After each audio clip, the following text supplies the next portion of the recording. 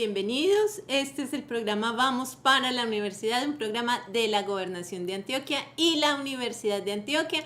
Estamos en el curso Lectoescritura. Mi nombre es Isabel y los voy a estar acompañando el día de hoy. Bueno, para hoy ya tenemos nuestra semana 8, sesión número 15 y vamos a trabajar párrafos funcionales de introducción. Vamos a comenzar entonces con los diferentes tipos de párrafos y vamos a iniciar por los de introducción. Vamos a mirar entonces los objetivos del día de hoy. Vamos a reconocer los diferentes párrafos que componen un texto. También vamos a definir los elementos que componen un párrafo de introducción como función primordial de la estructura de un texto. Ya estuvimos viendo los elementos del discurso y los elementos también que componen en general el discurso. Teníamos algunas unidades mínimas del lenguaje que vamos estudiando, de esos signos lingüísticos que contiene el idioma, y ya vamos a comenzar a darle significado a ese discurso a través de los párrafos. Para eso entonces tenemos una activación de saberes previos. Vamos a tener una pequeña historieta sobre una situación cotidiana de clase. Vamos también a explicar de manera ejemplificada los tipos de párrafos, y vamos a tener como actividad central la lectura de una crónica de Luis Tejada, donde vamos a poder identificar los tipos de párrafos y hacerle un análisis a este texto. Bueno, vamos entonces a comenzar con la activación de saberes previos. Bueno, decíamos, tenemos aquí una situación de clase, tenemos una ilustración donde hay un profesor con un grupo de estudiantes y el profesor dice: para mañana quiero que hagan una crónica sobre la contaminación visual en la institución, teniendo en cuenta introducción, desarrollo del tema y conclusiones. Entonces nos está pidiendo un texto que es una crónica, que es un tipo de discurso argumentativo, narrativo, argumentativo. Y bueno, nos está diciendo que debe ser un escrito. También nos dice el tema, que es la contaminación visual en la institución. Aquí ya nos está ubicando un lugar donde, y nos pide que tengamos en cuenta introducción, desarrollo del tema y conclusiones, que sería un plan de escritura. Bueno, y ese plan de escritura entonces aquí se divide en tres partes, que es introducción, desarrollo y conclusiones. Tengan en cuenta que el texto debe llevar un título. Entonces vamos a identificar las partes del texto. Un título, y los párrafos deben estar bien estructurados y diferenciados unos de otros, con ideas claras y precisas. Entonces los párrafos nos piden que sean diferenciados, y un estudiante pregunta: profe, no sé por dónde empezar. ¿Qué es un párrafo de introducción? ¿Cuántos párrafos tiene una crónica? Y más importante, ¿qué es una crónica? ¿Qué le recomendaríamos al estudiante? ¿Por dónde podría comenzar? Entonces, ¿qué me dicen, chicos, chicas? ¿Cómo le vamos a responder? ¿Qué es una crónica? ¿Cuántos párrafos debería tener su texto? ¿Y cómo podría ser ese párrafo de introducción? ¿Qué me dicen? ¿Quién se arriesga a contestarle al estudiante? Bueno, saludo a Vegachí, Abejorral, Salgar, Angostura, que ya están conectados. ¿Qué me dicen? Chicos, chicas, en Angostura, ¿qué me dicen? ¿Qué será una crónica? ¿Conocen la crónica? ¿Han leído algún cronista? ¿O será un tipo de texto nuevo para ustedes? En Vegachí, ¿qué me dicen? Profe, lo que pasa es que, bueno, si vamos a referirnos a lo que es crónica, es sobre el anuncio de algo. El anuncio de algo. Sobre los párrafos y lo demás. Sí, profe, por favor nos argumentas un poco, porque yo tengo la idea, pero no tan fluida. Muy bien. ¿Y qué me dicen los demás? En Salgar, en Abejorral. ¿Qué saben de la crónica?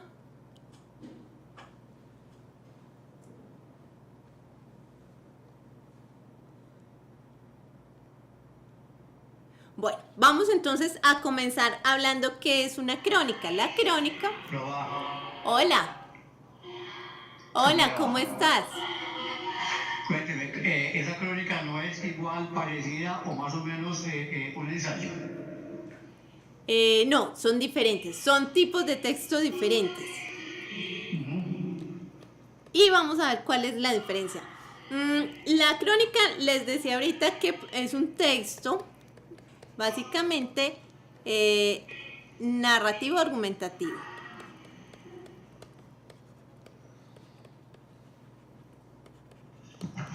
Y el ensayo es básicamente argumentativo expositivo. Esa es como la diferencia, argumentativo expositivo. ¿Qué pasa con la crónica? Yo puedo diferenciar dos tipos de crónica. La crónica periodística y la crónica literaria. Entonces, partiendo de ahí, entonces ya hay unas diferencias también importantes. La crónica periodista es similar a la noticia y puede partir de una noticia, pero no es una noticia. ¿Qué pasa con la noticia? Yo identifico una noticia porque me presentan un hecho, un lugar, un qué, cómo, cuándo y dónde, ¿cierto? Básicamente esos elementos me va a decir la noticia. El periodista va a ser lo más objetivo del mundo, no se involucra en la historia, simplemente si está en el lugar de los hechos, va a muestra con una grabación, o si está escribiendo, hace una descripción del lugar, qué es, dónde ocurrió, si es un suceso trágico o no, o incluso cultural, pero no se mezcla en la historia. En la crónica, efectivamente, el cronista adquiere un lenguaje subjetivo y un punto de vista subjetivo, por lo cual sí se involucra en la historia. El periodista puede pasar a ser parte de la historia, incluso contar la experiencia desde primera persona, sabiendo que en una noticia siempre hay una distancia y se cuenta en tercera persona. En la crónica, entonces, yo puedo hablar desde mi punto de vista. Si yo viví la experiencia, que es lo más recomendable, que se involucre, que conviva en el lugar, que sea parte del hecho, del suceso, y pueda narrarlo desde ahí. Entonces, la crónica también puede ser valorativa. Yo puedo, por ejemplo, en una crónica deportiva, en una crónica cultural, entonces aportar algo del evento que está ocurriendo, generar entonces una valoración sobre el suceso. Crónica viene precisamente de cronos, ¿cierto? Que es contar cronológicamente. Por eso, entonces podemos decir que es una sucesión de hechos que se narran en el tiempo. El escritor entonces puede digamos, detallar los hechos y digamos que de eso se nutre la crónica, del detalle, de la precisión de lo que ocurre, se crea un ambiente, cosa que no ocurre en la noticia. En la noticia esa objetividad siempre va a mantener un margen y una distancia con los personajes, con la situación. Si es una situación triste, dolorosa, por lo general el periodista no se involucra, mientras que el cronista sí. Incluso puede dar su punto de vista, su opinión al respecto y va a recrear emociones, sentimientos, sensaciones, a describir el estado del tiempo y va, por ejemplo, a hablar. Eso es importante, ¿cierto? Si yo voy a escribir una crónica, por ejemplo, de, no sé, de un viaje, yo puedo comenzar, bueno, y a las 6 de la mañana estábamos en tal lugar y el clima era de esta forma y creo un ambiente para el lector, ¿cierto? Lo hago sentir el frío que estaba sintiendo a las 6 de la mañana, le describo cómo estaban las nubes, cómo estaba nublado, todo eso. La noticia no va a tener esa descripción. Bueno, ¿qué se requiere para escribir una crónica? Primero, estar documentado, conocer muy bien los hechos, ser parte de la situación, tener información al respecto. Se requiere realismo, porque es, digamos, también un tipo de texto realista. No me voy a inventar situaciones, hechos o a exagerar lo que hay. Voy a limitarme a un tema de interés humano, pero a los hechos ocurridos. Y voy a destacar precisamente eso, el factor humano, los sentimientos, las emociones, lo que me hace sentir, lo que me hace pensar. Si hay un cambio, por ejemplo, de idea, de ideología, lo voy a poder expresar. Bueno, hay tipos de crónicas. Está entonces la crónica literaria y periodística, pero tenemos entre ellas la crónica social, la crónica roja, la crónica o policíaca, la crónica cultural, crónica de autor, que es una de las que vamos a ver el día de hoy, crónica de sucesos, deportiva, de enviado especial, cuando hay un periódico o un noticiero que envía precisamente un periodista a que cubra un evento, sea el Mundial de Fútbol, sea la guerra en Siria, cualquier tipo de evento especial. Entonces un periodista que maneje muy bien ese tema lo envían precisamente para eso. Hay crónica turística, crónica de inmersión, que aquí hay, digamos, revistas culturales y de entretenimiento y también literarias que tienen muy buenos cronistas y tienen un método muy particular, que es, por ejemplo, pagarle a un periodista para que haga crónica de inmersión. Y el periodista va, vive la experiencia y luego la cuenta. Por ejemplo, he leído unas muy interesantes, una que acabo de recordar, a una periodista que una vez le pagaron para que se hiciera una cirugía estética y contara la experiencia, ¿cierto? Efectivamente, ella recibe el dinero, se hace la cirugía, escribe la crónica y le pagan por su crónica y después dice, y me arrepentí de haberlo hecho, ¿cierto? Porque no lo hizo precisamente por algo que ni era una necesidad para ella, ni consideraba que la necesitaba, o sea, no, ni emocionalmente, ni físicamente, ni, digamos, ella como mujer no necesitaba la cirugía.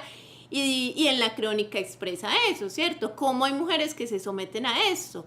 Es muy interesante, por ejemplo, ver ese punto de vista. No necesariamente tiene que estar de acuerdo con la situación o las circunstancias, ¿cierto? Ella, la experiencia le sirvió precisamente para crear una opinión al respecto. Bueno, hay entonces aquí una serie de medios que hacen crónicas muy buenas. Por ejemplo, Pirri hacía crónica periodística cuando tenía el programa de televisión y sin ser periodista logró ganarse varios premios en periodismo por, digamos, por la como la aceptación que tuvieron en diferentes medios su propuesta. Bueno, con relación a los párrafos, ¿qué podemos decir de los párrafos? ¿qué le recomendaríamos a este estudiante para escribir sus párrafos?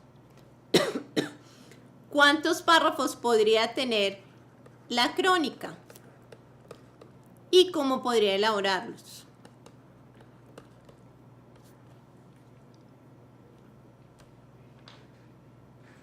¿Quién se arriesga con una idea? Bueno, en cuanto a la extensión, no hay una extensión determinada, ¿cierto? Yo puedo leer una crónica de una página o escribir una crónica de una página, 2 páginas o hasta 10 páginas, ¿cierto? No hay una extensión determinada, pero sí hay una intención. Digamos que lo importante es la intención. ¿Qué quiero yo contar? ¿Cómo lo quiero contar? ¿Cuál es mi punto de vista? Que debe ser muy claro al respecto sobre el tema. ¿Qué quiero hacerle sentir o cómo quiero llegarle al lector? Entonces, digamos, ¿cuál es ese impacto que yo quiero generar en el lector? Bueno, a partir de ahí, entonces ya puedo elegir un lenguaje, una extensión y, digamos, un desarrollo del tema. Y eso lo vamos a ver ahorita cuando analicemos la crónica. Bueno, por ejemplo, una anécdota que les tengo con relación a la crónica. Digamos que siempre se han escrito crónicas. Se dice que libros de la Biblia son tipo crónica, que eran también cartas. Se escribieron en un principio como cartas, pero también como crónicas. Conocemos luego las crónicas de Indias, por ejemplo, cuando los españoles llegaron a América y empezaron a narrar ese nuevo mundo que encontraron. Pero hay una anécdota muy interesante, y es que por allá en el siglo XIX más o menos ya existía en Estados Unidos el periódico el New York Times, y una vez el director dijo, bueno, vamos a impactar en la forma de dar las noticias, y mandó a todo su equipo de periodistas a que escribieran sobre cosas cotidianas que veían en la calle, ¿cierto? No esperar a que ocurra el suceso maravilloso, a que ocurra una tragedia, a que ocurra algo especial para contarlo y ser los primeros, sino salga y cuente lo que encuentra, ¿cierto? Y empezaron los periodistas precisamente a llegar con historias muy simples, muy cotidianas, muy, digamos, del día a día. Y incluso se recuperó ese sentido de la crónica y llegaron a ganar algunos premios Pulitzer, que es un premio muy importante en Norteamérica de escritura. Entonces, digamos, es recuperar precisamente, como diría Tejada, el valor de las pequeñas cosas, ¿cierto? Cómo yo puedo contar un suceso normal cotidiano, pero con mi estilo, ¿cierto? Con mi estilo propio, con mi punto de vista, con lo que yo pienso, narrar. Bueno, vamos entonces a mirar los párrafos. Tenemos que, vamos a mirar aquí el discurso, y les voy a hacer como un pequeño mapita conceptual sobre los tipos de párrafos que vamos a ver en las próximas sesiones, ¿cierto? Vamos a estarlos trabajando durante varias sesiones, y vamos a ver primero los párrafos de introducción, que son los de hoy. Luego vamos a tener los párrafos de contenido, y esos párrafos de contenido son los párrafos conceptuales, los explicativos, párrafos argumentativos,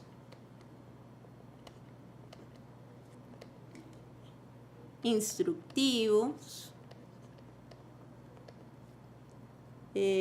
incluso los que me van a presentar los ejemplos o las comparaciones,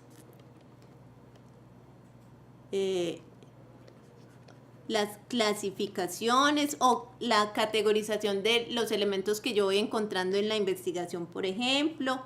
Incluso si es un texto narrativo, el que va a tener los diálogos.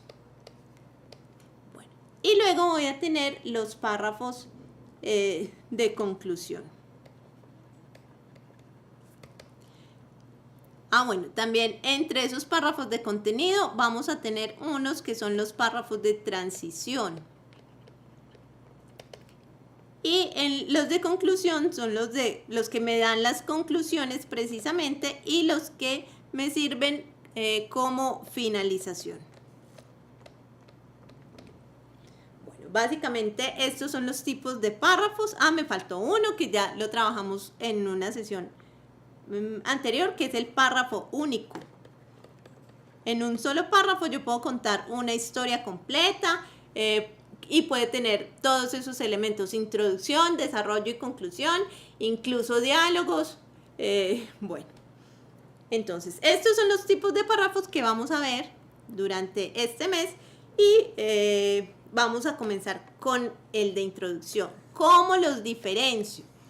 Bueno, digamos que una manera obvia es decir, es que el párrafo de introducción está al principio. Sí y no. Yo puedo entrar hablando, por ejemplo, con un diálogo, con un ejemplo, y luego digo para qué mencioné ese ejemplo, o ese diálogo, o esa narración, ¿cierto? Entonces, parece obvio, pero no lo es tanto. El párrafo de introducción, digamos que yo lo puedo ubicar de segundo, de tercero, o pueden ser los 3 primeros, donde presento el tema y doy una introducción general a lo que de lo que voy a hablar. Entonces, básicamente son los párrafos que me van a atraer la atención del lector. Si yo empiezo a leer una novela y me leo la primera página, normalmente, por ejemplo, yo lo hago, leo la primera página y yo digo, me gusta o no me gusta, ¿cierto? Me gusta el tema, me gusta el tratamiento de los personajes, o no me gusta el lenguaje, y ya con eso sé si leerla o no leerla. En Salgar, hola.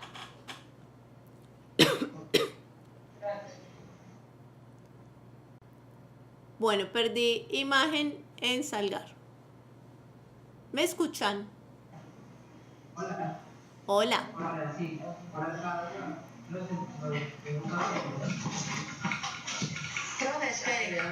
Listo. Aló.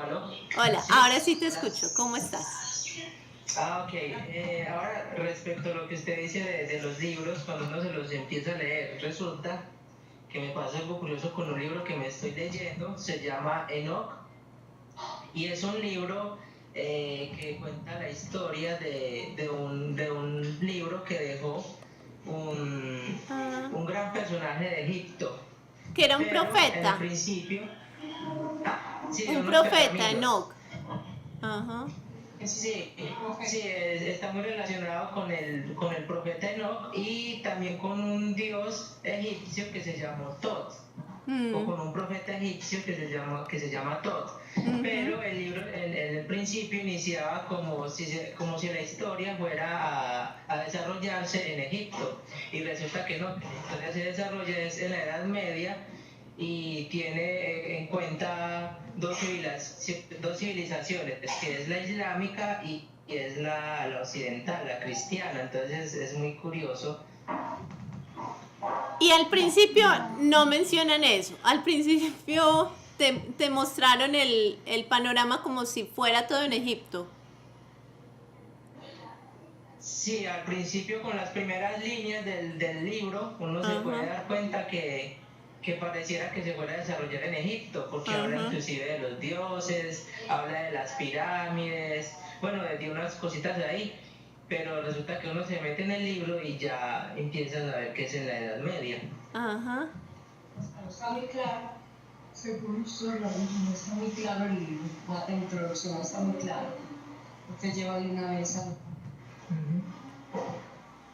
Pero ya tocaría mirar la intención del autor, ¿cierto? ¿Por qué comienza hablando de una época y en qué momento hace el giro hacia otro momento histórico y hacia otra región? Pero podría ser interesante mirar eso. Digamos que cuando es narrativa, no hay una fórmula para contar una historia, ¿cierto? Y eso lo vamos a ver el día que veamos el discurso narrativo. Yo puedo contar una historia lineal, ¿cierto? Cronológica, el típico inicio, nudo y desenlace y, digamos, no salirme de una línea de tiempo establecida. O puedo contar una historia del final al principio o comenzar por el medio, irme al principio y volver y me voy al final y vuelvo y estoy saltando en el tiempo todo el pues continuamente. Entonces digamos que en narrativa no hay una fórmula única para escribir. Bueno, volvemos a los párrafos de introducción. Entonces el párrafo de introducción es el que me va a permitir a mí como lector interesarme o no en la historia. Me va a dar una visión global del texto y suficiente de lo que puedo encontrarme a lo largo del texto. Por ejemplo, si yo leo un artículo de revista, en la introducción normalmente voy a encontrar los datos técnicos del artículo, algo que dice abstract o resumen, y luego voy a encontrar la introducción como tal de la investigación del artículo. En la introducción yo voy a encontrar el tema, la metodología que utilicé en la investigación. Me va a anunciar algo de los resultados, no me los va a decir todos, y me va a generar una pequeñísima conclusión al respecto, ¿cierto? Me va a redondear todas las ideas que yo voy a profundizar detalladamente en el texto, en ese desarrollo del contenido. Entonces, eso de presentarme una visión global es darme una idea con qué me voy a encontrar yo más adelante. Bueno, presenta de manera general el tema y destaca la importancia del mismo. Y expone la organización estructural de todo el contenido del texto. Como les decía, me va a mostrar con qué me voy a encontrar más adelante. Si es, por ejemplo, una novela, o si es un cuento, o si es un ensayo, o si es una crónica. Entonces me va a dar un punto de vista, o un lenguaje, o unos parámetros que yo intuitivamente voy a decir, bueno, o trata de esto, o si me interesa, o me gusta cómo va a desarrollar el tema, me provoca la lectura. Bueno, vamos a ver entonces los tipos de párrafos que existen de introducción y los vamos a mirar con un ejemplo. El primero es el párrafo de introducción con pregunta. Básicamente, estos tipos de párrafos obedecen a textos expositivos, argumentativos, pero puedo aplicarlos a cualquier tipo de texto. Como les decía ahorita, en narrativa nada está establecido como fórmula única. Yo puedo leer, por ejemplo, a Monterroso, a Ray Bradbury, a escritores muy buenos, y cada uno me va a dar una fórmula diferente, que incluso la tienen, de cómo escriben sus cuentos, ¿cierto? Y cada uno me va a dar un decálogo, me va a dar unas instrucciones, me va a dar una fórmula diferente, ninguna se va a parecer a la otra. Entonces, hay múltiples formas de escribirlos, de abordarlos. Estas no son las únicas, pero son las más utilizadas en los textos expositivos argumentativos y, digamos, básicamente académicos.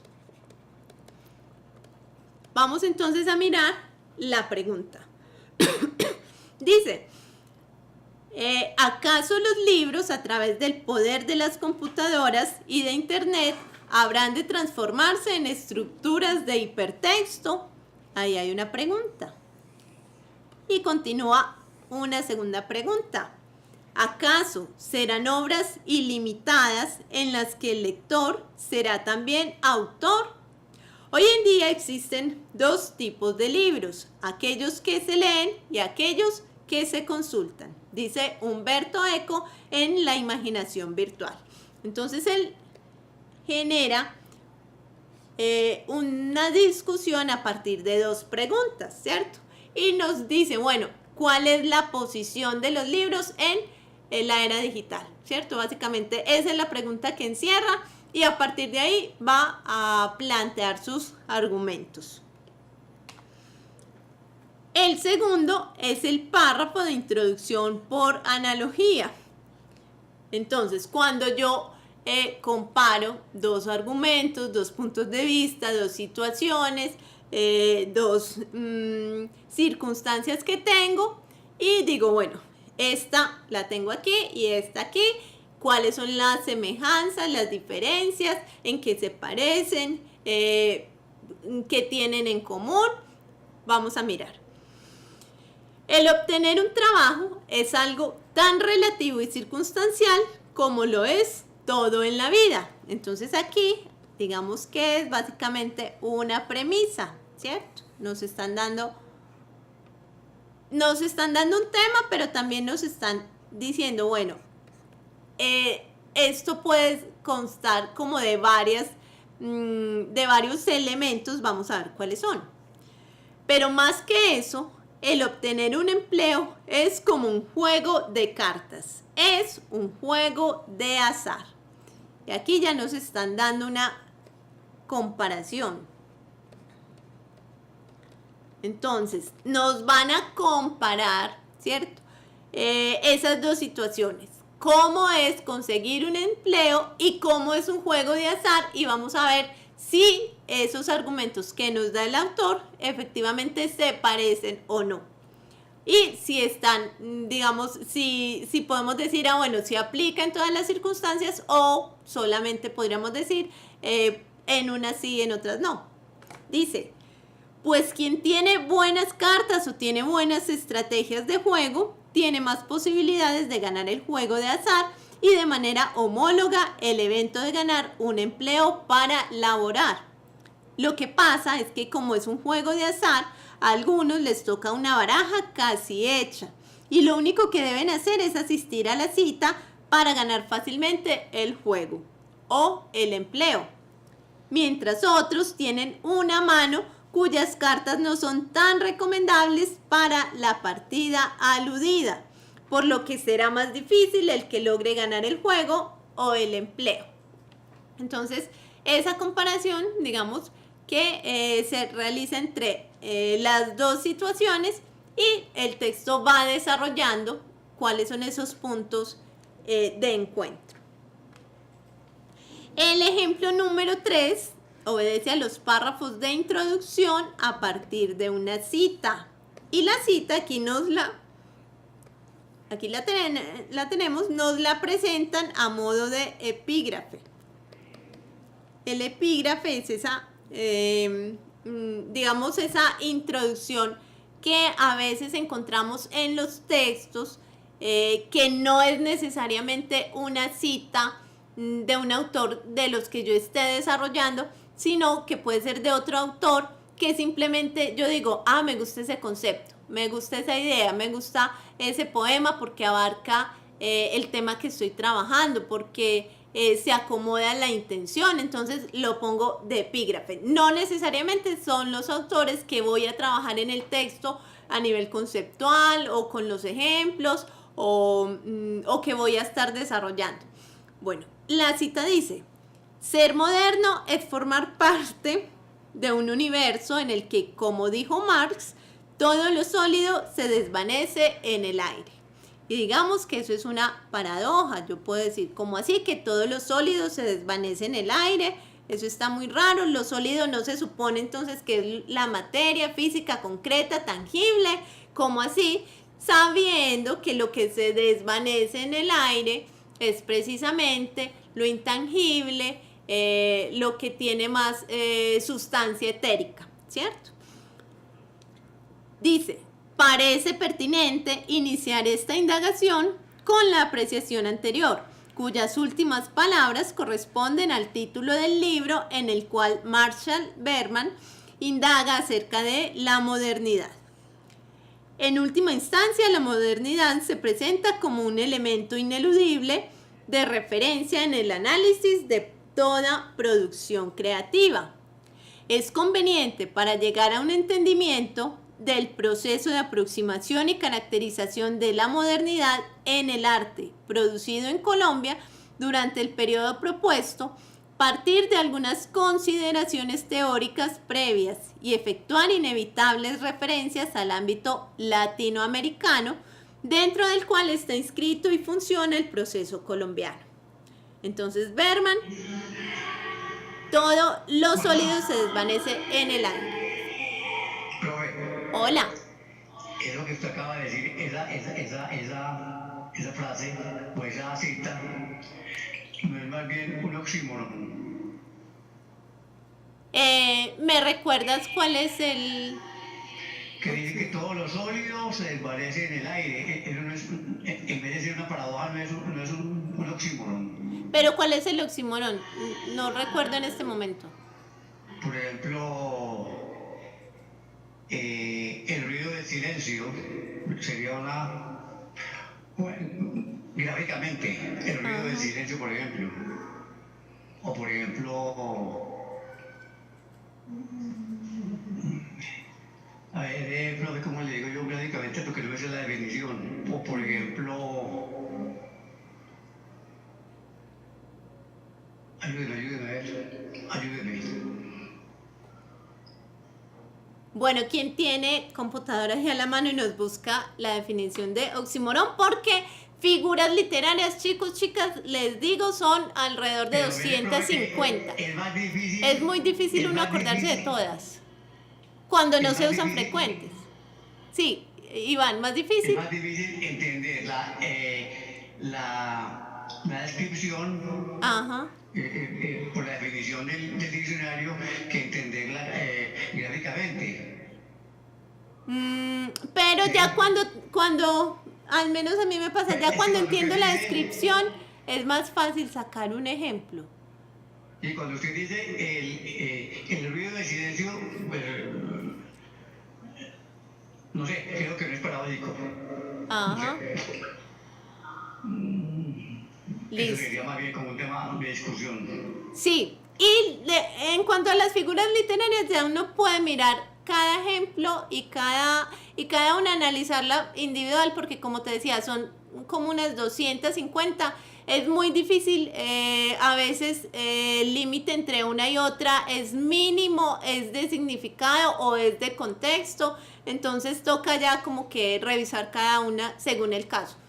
Y mirar bien cuál es la definición de cada una, porque cuando uno no está, digamos, no las usa muy frecuentemente, tiende a confundirlas o se pierde esa diferencia.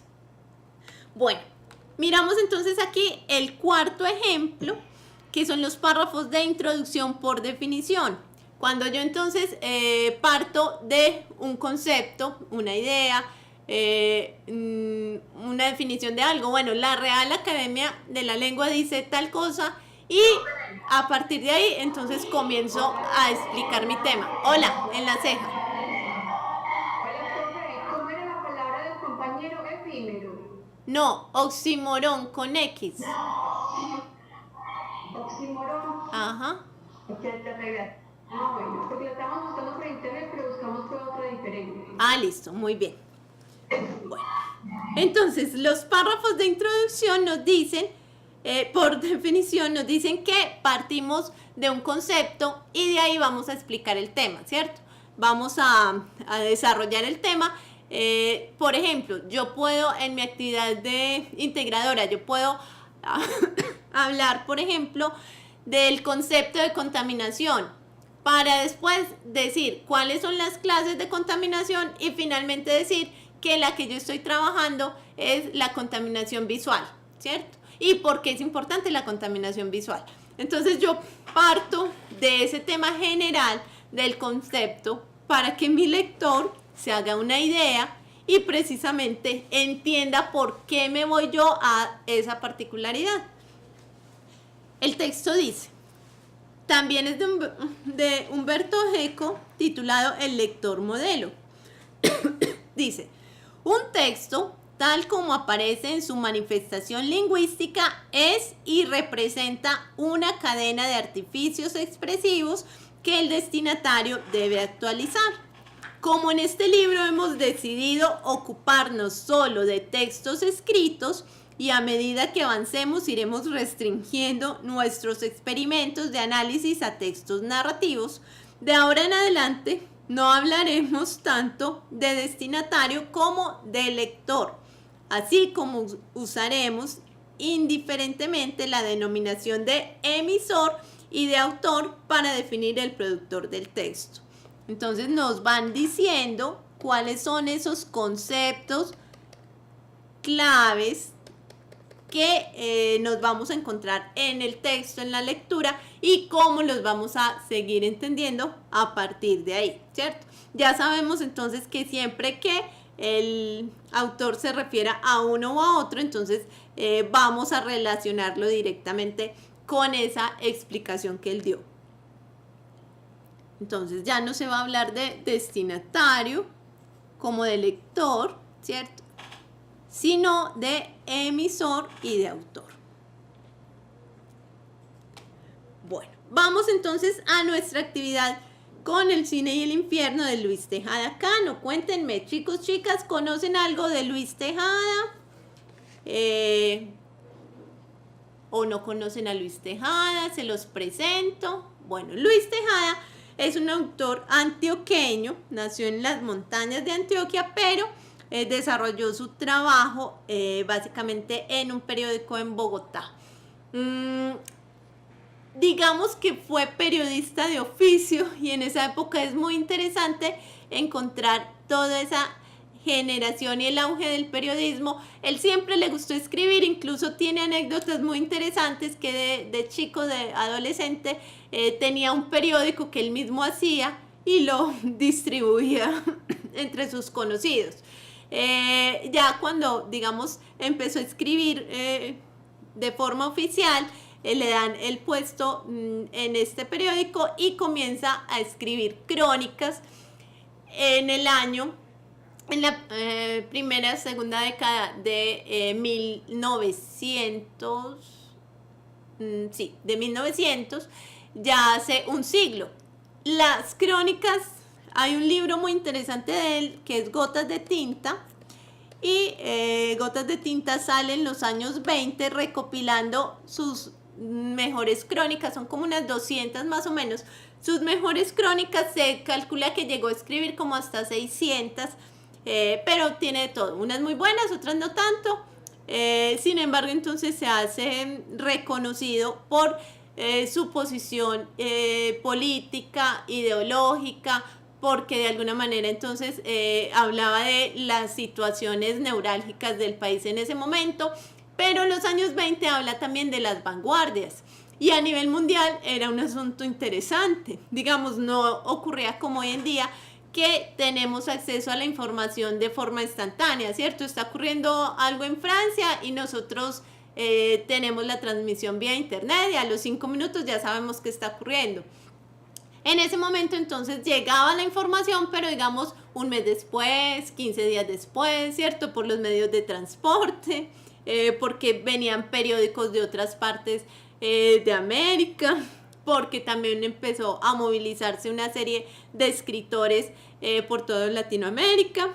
Y la época precisamente donde llega esa industrialización a los países, a todos, porque ocurrió tanto en Europa como en América, fue muy importante para las vanguardias. Estos escritores comienzan precisamente a narrar de lo que antes no se hablaba, ¿cierto? Se empieza a hablar del automóvil, de las máquinas, de la velocidad, de qué es ese aparato tan interesante, de cómo así que tenemos cine, que tenemos un automóvil. Para nosotros hoy en día eso es lo más normal del mundo, pero para ellos eso digamos, todavía se transportaban o en caballo, o en tren, o en barco, y era muy lejos las distancias. El automóvil permitía llegar mucho más rápido. Entonces se le hacen escritos a elementos, por ejemplo, como el tornillo, como la tuerca, como mecanismos que para nosotros son lo más cotidiano del mundo y casi que no tenemos, no le damos importancia en la cotidianidad. El cine y el infierno entonces tiene un lenguaje muy interesante que nos permite diferenciar cuál es ese estilo irónico de Tejada, cuál es ese estilo ideológico, su posición política y también su forma narrativa. Vamos a leerla, pero antes ustedes me van a decir con ese título si ustedes creen en el infierno o no, si no, por qué y qué será eso. ¿Es importante creer en el infierno? ¿Será que eso es un asunto solo religioso? ¿Será que nos andan metiendo ideas que sí son, que no son? ¿Ustedes qué piensan? ¿En Salgar? Hola. Hola, Salgar, Megachi. ¿Sí me oye? Sí. Bueno, pues hablar del infierno es algo muy complejo porque pues para unos es real, para otros no, pero yo digo que el infierno también se lo va creando uno mismo de acuerdo a la forma como viva. Si uno vive metido en problemas en todo momento, pues obviamente va a estar como en una especie de infierno. Si uno vive en disputas con los demás, obviamente va a estar como en una especie de infierno. Pero según lo que he estudiado y todo lo que he leído acerca del tema, para mí, en mi forma personal, sí existe infierno. Simplemente que hay dos formas de infierno, el que nosotros nos creamos acá en vida y el que existe ya después de la muerte. Ajá. Muy bien. En Megachi, ¿qué piensan? Profe, yo opino que las cosas tienen su nombre. Infierno, cielo. Si tú te manejas mal, te vas para el infierno. Si te manejas bien, te vas para el cielo. Eso le dicen a uno desde niño. No. Yo opino que el infierno lo lleva uno por dentro.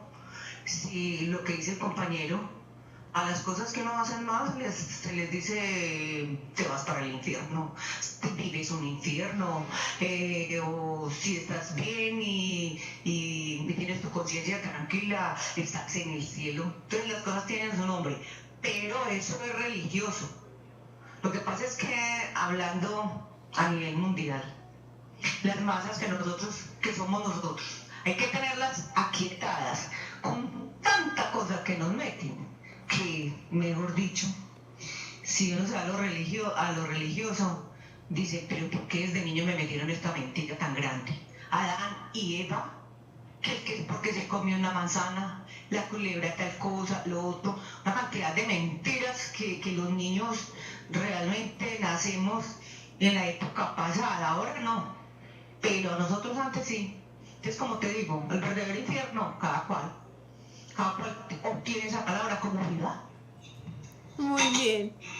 ¿Qué piensan en La Ceja? En Abejorral, Iván, cuéntenme. Para mí eso es parte del negocio de la iglesia, simplemente. Que simplemente hace amenazas para que usted invierta en la iglesia. Invierta, eso no es inversión. Y uno debe tener como posiciones muy definidas frente a la vida y punto. Yo creo que eso no se requiere tanta literatura, ni tanta filosofía, ni tanta careta. El negocio y el cielo son parte del negocio de la iglesia y no más, pues para mí. Ajá. Claro. En La Ceja, ¿qué dicen las Los que chicas? me antecedieron, pues, tienen una educación judeocristiana muy arraigada. Ajá. Adiós. Muy bien. Hola, profe. Hola. Pues acá hablando con la compañera, pues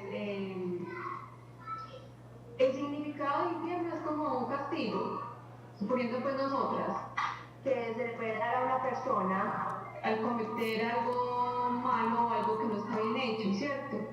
El infierno, pues yo creo que una de las partes la vivimos acá en la tierra. No sabemos después de muertos cómo es. Si vamos para el cielo, vamos para el infierno. Realmente no sabemos cómo sería. O si nos mantenemos en un lapso, ahí en la mitad, no sé. Como en un limbo, ni para allá ni para acá. Sí, entonces la cuestión es como tratar de vivir la vida de una manera plena, sana, sin tanto conflicto, para que no se genere como ese infierno. Lo otro es que a veces las personas viven en un infierno porque la sociedad se lo genera. Digamos, las personas que están secuestradas, esas personas están viviendo un infierno, sus familiares están viviendo un infierno. Entonces, como algo así. Muy bien. En Angostura, ¿qué piensan?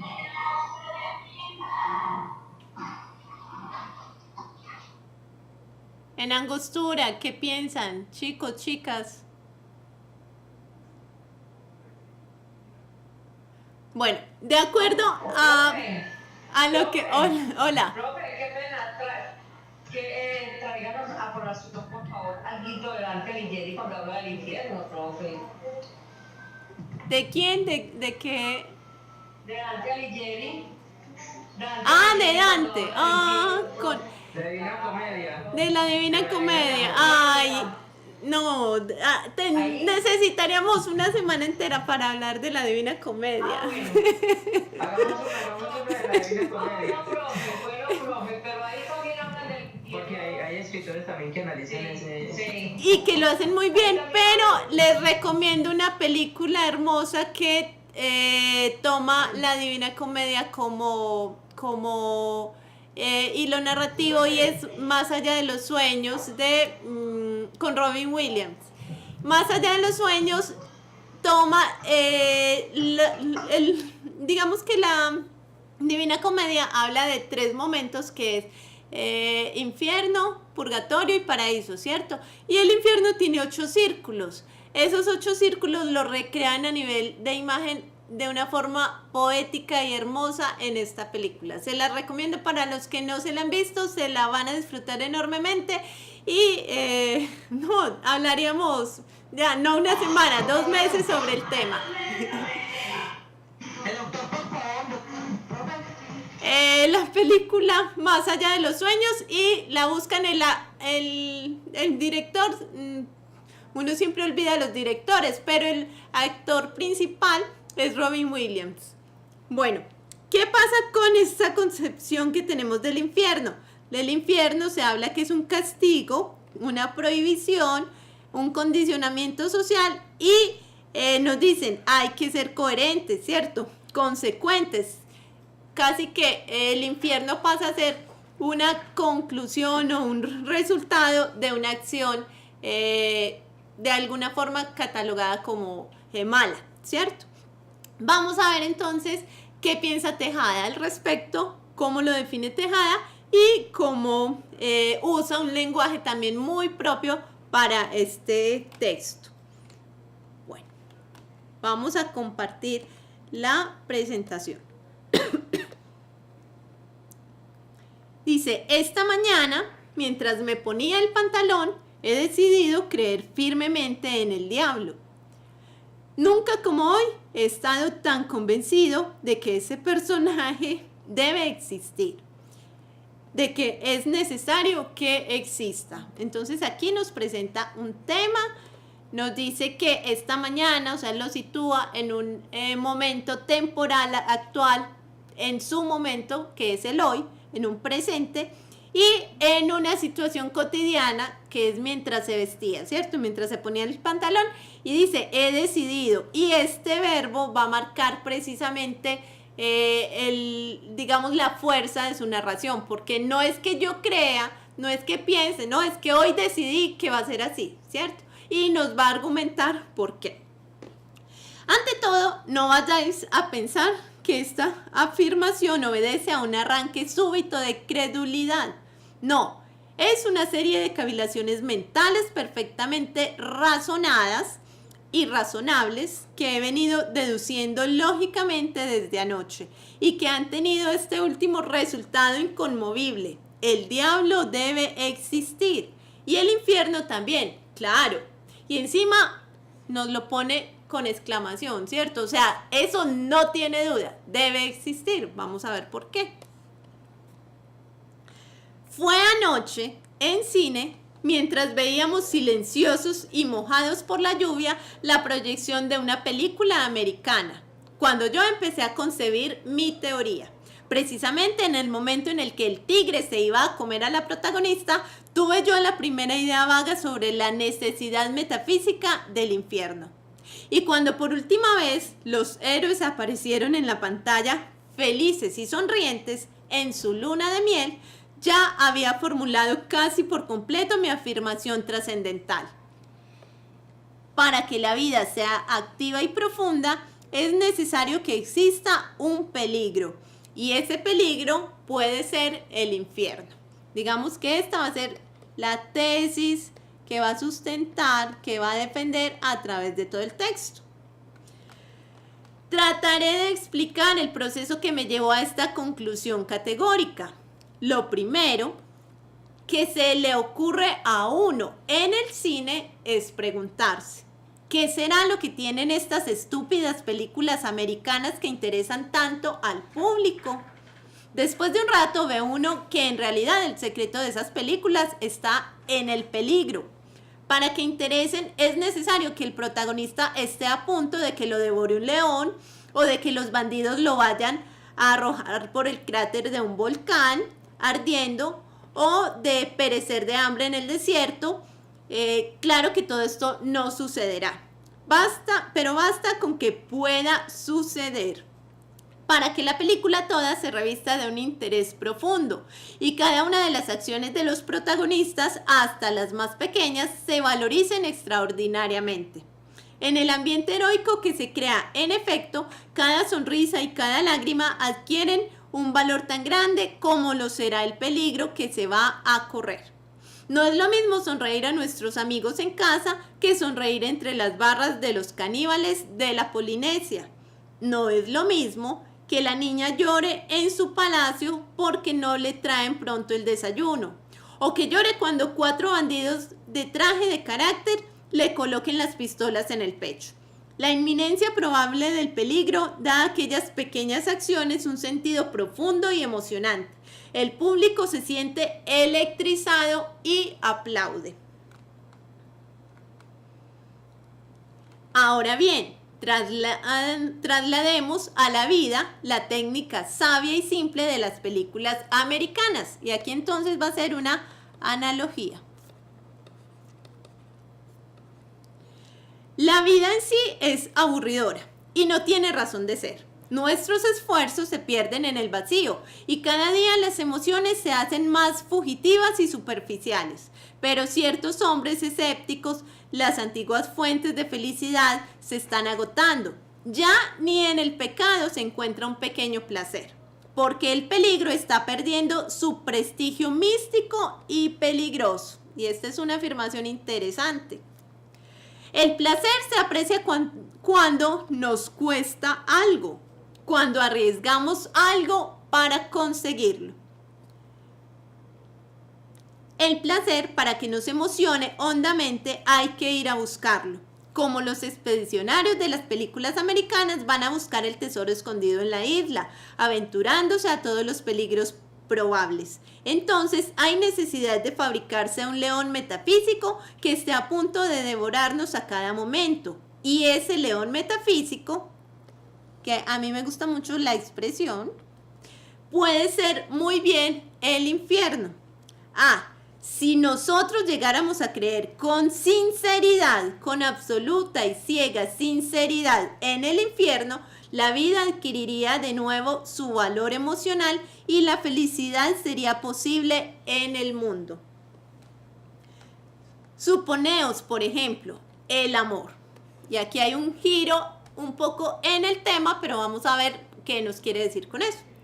Si yo estoy convencido de que el beso que le voy a dar a mi prima detrás de la puerta puede costarme la salvación eterna, ¿cómo será de intenso y delicioso ese beso? ¿Cómo me acercaré a ella temblando de emoción y cómo lo saborearé después sabiendo lo que me pudo costar? Las cosas se aprecian por lo que nos valen. Si lo que arriesgamos por ellas es infinito y eterno, como la salvación, infinita será la felicidad con que las disfrutemos.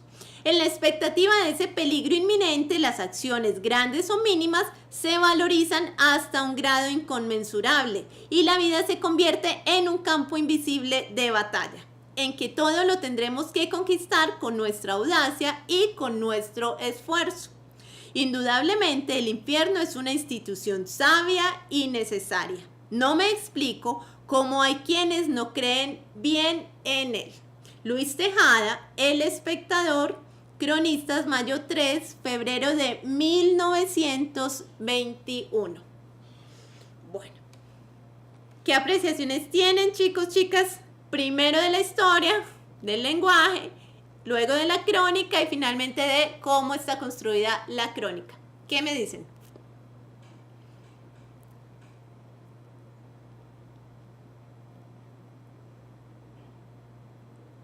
Complicada, facilita, qué ritmo encontraron en la historia, sustentan la tesis que tiene, sí, no, están de acuerdo con él, no están de acuerdo con él, creen que se pierden en su discusión, en que es una divagación sobre el tema, opiniones. Hola, hola. Hola. Pues a mí me gusta la forma de cómo el señor escribe. Ajá. Me parece de pronto muy filosófica. Sí. De pronto acude a muchas figuras o muchas formas de discernir sobre los temas. Me llama la atención lo del peligro. Si cometemos acciones malas, esa coacción que puede existir cuando a uno le dice no haga esto porque le sucede esto y esto, ¿cierto? Esa cohesión ya se ha ido perdiendo y hace pues que la humanidad hoy en día en cierta forma sea un poquito desordenada frente a sus actos, porque pues al perder el miedo del infierno pues obviamente va a decir pues obviamente si no tenemos limitaciones pues para qué nos vamos a acudir a realizar cualquier actividad. Me llama la atención esa parte. Me llama también la atención el que empieza a explorar cómo a través del cine o a través de los medios televisivos ya se veía como que la forma de manipular a las personas, como a través de esas películas que generaban en los espectadores, digámoslo así, ese morbo o esa expectativa por saber qué es lo que va a pasar frente al peligro. Entonces ya ahí como que empieza un poquito a explorar esa cuestión. Bueno, hay un asunto interesante con relación a lo que dices, Orlando, y es que la crónica es de 1921. Digamos que a ese momento no habían ocurrido las guerras mundiales, ¿cierto? Entonces el mundo todavía tenía otra perspectiva y digamos que no nos habíamos salido tanto de los límites hasta ese momento, ¿cierto? Por ejemplo, yo creo que esa bomba de Hiroshima nos hizo cambiar la forma de ver el mundo y de concebirnos como seres humanos, ¿cierto? O sea, podemos acabar con lo que sea en un segundo, ¿cierto? Hasta este momento, digamos, eso no había ocurrido todavía, era una utopía, pero digamos, a mí me gusta ese interrogante que planteas y es qué nos lleva a movilizarnos, ¿cierto? Para bien o para mal, ¿cierto? ¿Qué nos hace movernos y salir de la zona de confort y decir, bueno, yo pienso esto, pero ¿qué pasa si, ¿cierto? ¿Qué pasa si me muevo para esto? ¿Qué pasa si me arriesgo a hacer esto? ¿Qué pasa si le digo a fulano o fulana que me gusta? ¿Qué pasa si, ¿cierto? No quedarme pensando en simplemente una posibilidad. Y digamos que a eso es a lo que invita Tejada, al riesgo.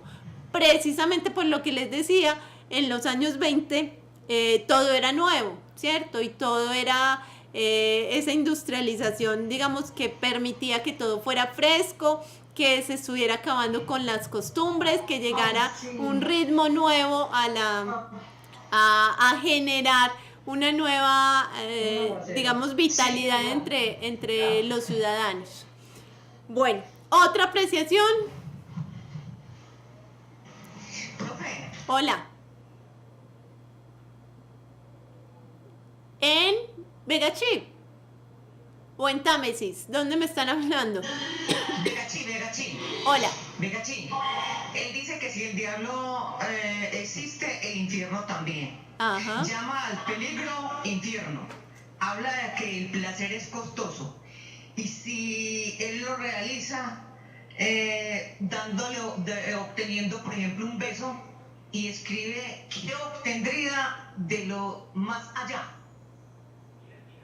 Placer, si me arriesgo, no, hasta ahí le entendí que él hace algo, lo obtiene, pero cuando obtiene ese algo, ¿qué obtendría de más? Ajá. No es, digamos, el hecho de esto pequeñito y ya, ¿cierto? Aparte de eso, ¿qué me va a generar a mí como ser humano, ¿cierto? ¿Qué otra ganancia voy a tener a partir de esa situación? Y él incluso lo dice, bueno, si la religión nos dice que usted va a perder el alma por darle un beso a su prima, ¿cierto? Va a perder el cielo por darle el beso a su prima, entonces usted dice, bueno, es que me va a costar, es que esto no es gratis, es que esto es serio, ¿cierto?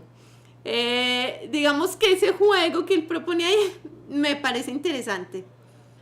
Bueno, ¿cómo podemos mirar la estructura del texto, por ejemplo? Entonces tenemos que hay una idea central y un tema que nos lo presenta desde el principio, ¿cierto? Y hay una introducción donde nos plantea esa cuestión, ese tema, el debate de que el diablo debe existir, y es precisamente eso lo que va a argumentar más adelante.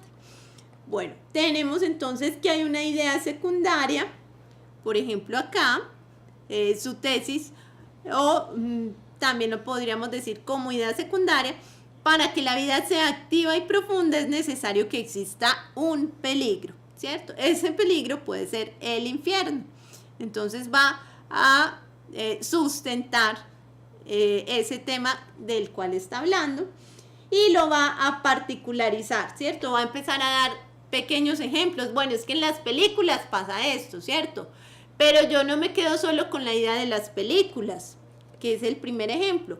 Yo lo llevo a mi experiencia, a mi vida personal, lo interpreto y digo, entonces yo primero lo pienso así y lo aplico aquí, ¿cierto? En el caso del beso a la prima. Entonces es otro segundo ejemplo que le va a permitir corroborar ese argumento o esa tesis que venía proponiendo. Tenemos entonces que presenta analogías, presenta ejemplos y presenta argumentos. Bueno, ¿qué más podríamos decir de este texto? Los invito a que lean a Tejada. Hay muchísimo de Tejada en las bibliotecas públicas, en internet hay un poco menos, pero encuentran libros también interesantes. Bueno, ¿qué más podríamos mirar? Hay un cierre contundente. Me parece también, indudablemente, el infierno es una institución sabia y necesaria, ¿cierto?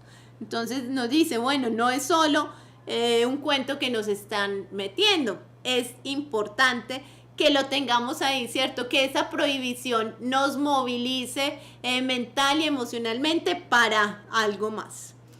Bueno, entonces, y esa palabra de indudablemente, ¿cierto? Es contundente, o sea, nos está diciendo, bueno, si usted no ha podido, con mis argumentos no ha podido creerlo, no sé ya cómo explicárselo, porque no cabe duda que debería ser así.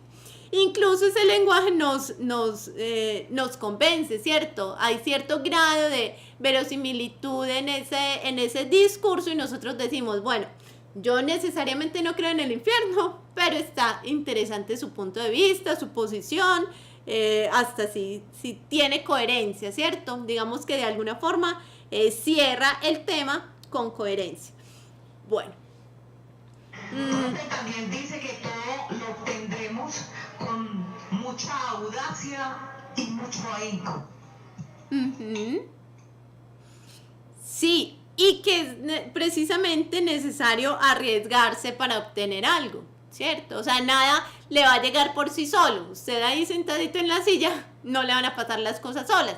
Nosotros también tenemos que provocar que esas cosas ocurran.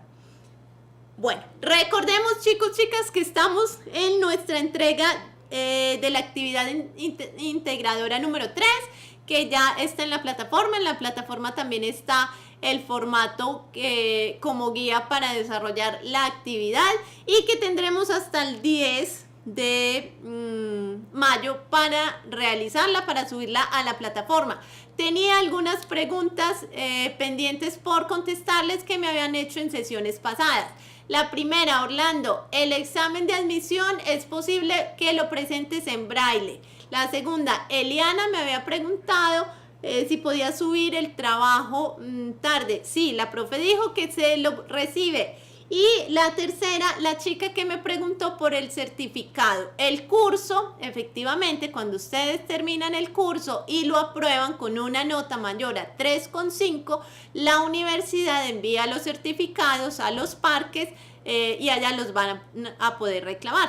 Cuando usted se presente a la universidad y pase a la universidad y la carrera a la cual se presente tiene dentro de su pensum el curso, se lo van a valer con esa nota que sacó. ¿Listo? Bueno, obviamente necesitan presentar la documentación que si presentaron el examen, el curso y lo aprobaron. Entonces, para que guarden el certificado y demás comprobantes. Vamos entonces al ejemplo que les tengo de video para el día de hoy y regresamos entonces con la presentación.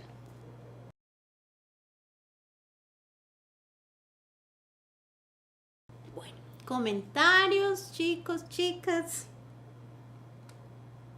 ¿Cuál era la idea del video? ¿Qué tema estaba tratando? ¿A qué eje temático corresponde? No se los dije intencionalmente. ¿Qué podemos decir al respecto?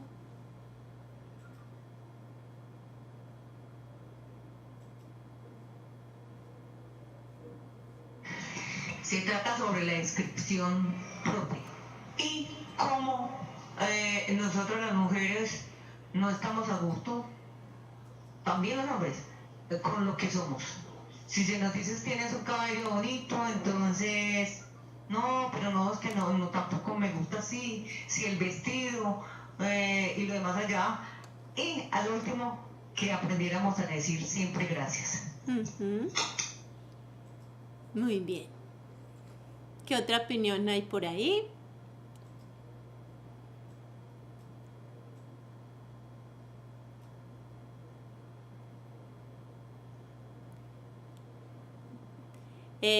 Sobre el tema, tipo de discurso, argumento e intención del director, punto de vista de ustedes, o sin comentarios.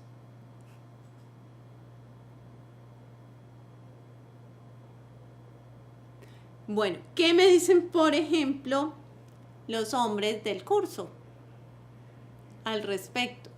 El video estaba orientado muy a una mirada femenina, pero ¿qué me dicen los hombres del curso?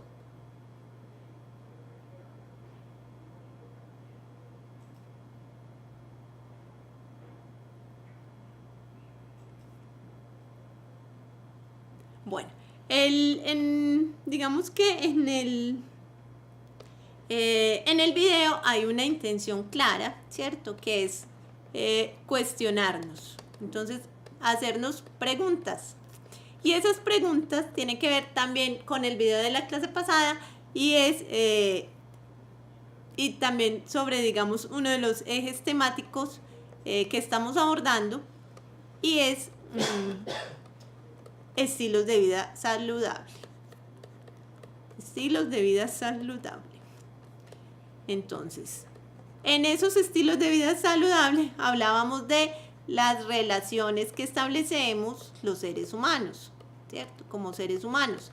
Pero hay un asunto interesante. ¿Cuál es la relación conmigo mismo? Conmigo misma. Y a partir de qué elementos, ideas, creencias, concepciones establezco yo esa relación. Entonces, digamos, nosotros podemos decir, bueno, ¿cómo nos relacionamos con el otro? Pero ¿cómo nos relacionamos con nosotros mismos, con lo que nos han hecho creer, así como tenemos un punto de vista sobre el infierno, sobre el diablo, sobre lo bueno y lo malo? Entonces también podemos invertir ese cuestionamiento y mirarnos nosotros, ¿cierto? ¿Qué nos motiva? A partir de que nos juzgamos, a partir de que nos planteamos también esa relación íntima y personal con nosotros. Digamos que es más como para crearnos también una conciencia que me parece interesante, conciencia de cuál es nuestra posición en el mundo, ¿cierto? Porque incluso en muchas ocasiones cuando les he presentado estos ejemplos me dicen, es que los otros, ¿cierto? Muy interesante que el otro opine, que el otro haga, que el otro, pero no nos estamos pensando a nosotros mismos, ¿cierto? ¿Qué pienso yo? ¿Qué opino yo? ¿Cómo intervengo yo en este mundo en el que me estoy desenvolviendo, en mi comunidad, en mi municipio, en las relaciones que establezco, digamos, en mi contexto inmediato? Entonces, básicamente a eso obedece la invitación a que nos pensemos, nos cuestionemos, nos miremos un poquito más al espejo, nos felicitemos de vez en cuando y también aprendamos a eso, a dar gracias. Eso sería todo por hoy, chicos, chicas. No sé si tienen alguna otra pregunta, la resuelvo entonces después de la clase. Muchas gracias por su participación, muchas gracias a todos los que nos siguen vía live stream, los que ven también la clase grabada y a los que están conectados. Que tengan un feliz fin de semana. Hasta pronto.